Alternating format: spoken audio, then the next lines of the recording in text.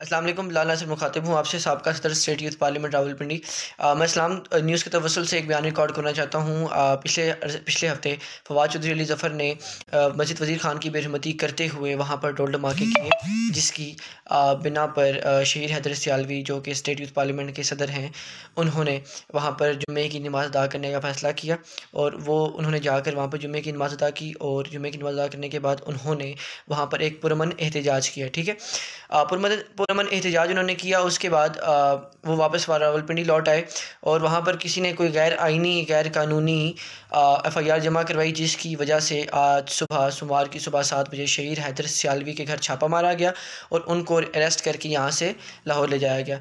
तो हम इस मामले पर पुरज़ोर मज़म्मत करते हैं और हुकूमत से मुतालबा करते हैं कि वो शहीद हैदर सियालवी को जल्द से जल्द रिहा करें, नहीं तो मुल्क की एहतजाज होंगे इंशाल्लाह, और दमादम मस्त कलंदर होगा।